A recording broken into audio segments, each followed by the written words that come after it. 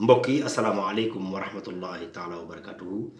seen mbokk alxaaji Mbégi Diop moo fi ñëwaat di waxtaan ak yéen ci page am bu bees bi mu ubbi tuddee ko Mame Ndokh TV Mame Ndokh nag ku ne xam na ko li mu daj ci xadara Seex Seydi El Hadji Malick bërki dem rek sëriñ Pape Malick mu ngi ciy wax ay seede yu mu daj fii ci Tivaouane tabarkàlla mbokk yi nag ñu commencé bëgg a def benn émission boo xamante ni ñu ngi koy tuddee journal du Gamou journal du Gamou nag ni ñu koy commencé dañuy commencé ci Cheikh Seydi El Hadji Malick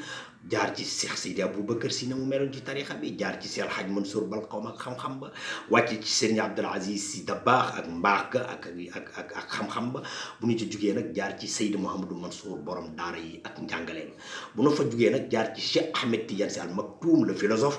ki nga xamante nii moo yaatal xam-xam ci réew mi tabarkàlla bu ñu paree nag jaar ci Serigne Abdoul Aziz Sy am mi mag ñi wóolu nga xamante ni ca mbaax ka ak ni mu téyewoon diine jéeg ni mu defoon famille bi tabarkàlla bu nu paree nag jaar ci Serigne Babacar Sy Mouhamadoul Mansour xalif général des Tidianes mbokk yi nag di wax ni képp koo xamante ni rek ku sopp Cheikh Seydi El Hadji Malick nga ñu ngi lay ñaan nga participer ci émission bi nga xamante ni moom la ñuy waajal nga partagé ko àddina bi yëpp jot ci ndax Seydi El Hadji Malick rek la ñuy liggéeyal mbokk yi di wax nag ne am na yeneen rubrique yu nekk ci biir incha allah dina ñëw parce que dañu bëgg a dugg ci waxtaane Kajoor waxtaane Bawol waxtaane mag ñi nga xamante ni ñoo fi jaaroon tabarkàlla dinañ dugal aussi ci rubrique bépp mag bu daan jàkkaar Cheikh Seydi El Hadji Malick dinañ ci jaar mbokk yi ñu ngi leen di woo rek bëgg yéen ñëpp ngeen jàpp ci émission bi nga xamante ni